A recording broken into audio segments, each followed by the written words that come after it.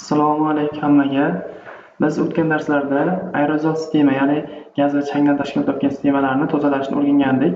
Gaz tozalovchi filtrlar, siklon, suhbaviy kabi qurilmalarni o'rgangandik. Bugun esa suyuq sistema, ya'ni suspenziya va emulsiyani fazalarga ajratuvchi qurilma sentrifuga haqida o'rganamiz. Sentrifuga bu markazdan qochma kuch evaziga suspenziyani yoki emulsiyani fazalarga ajratuvchi qurilma hisoblanadi. Suspenziya nima? Suspenziya suyuq va qattiq zarrachadan iborat bo'lgan sistema hisoblanadi. Emulsiya esa ikkita suyuq zarrachadan iborat sistema hisoblanadi. Bu yerda mana ko'rib turibsiz. Sentrifuga umumiy ko'rinishi mana. Yuqoridan suspenziya yoki emulsiya keladi.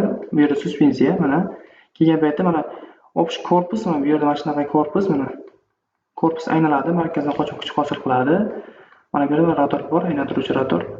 Natijada katta tezlikda markazdan qochma kuch hosil bo'lib, zarrachalar mana bu yerda, mana devorda yig'ilib, bu yerdan chiqib ketadi.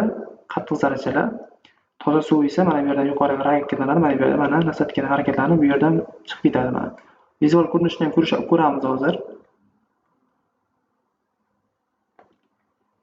Mana boshladik. Umumiy ko'rinishi mana bu. Tashqi korpus aylanadi, shu esdan chiqmasin. Ichi aylanmaydi. Bu ichki tuzilish faqat mana qattiq zarracha kelyapti. Ichi hech qanday harakatga kelmaydi, markazdan qochma kuch hosil qilmaydi. Korpus aylangani evaziga markazdan qochma kuch ichkarida hosil bo'ladi mana.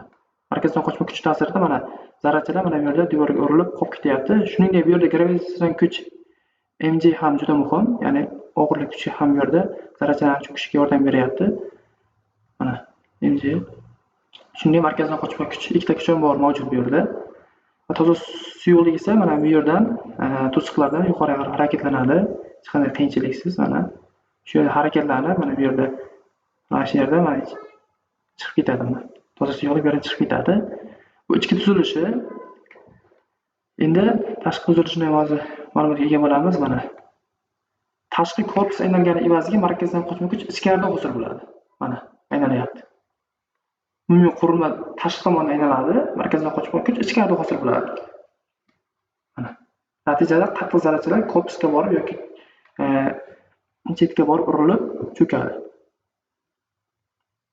Bu sentrifuga umumiy ko'rinishi edi.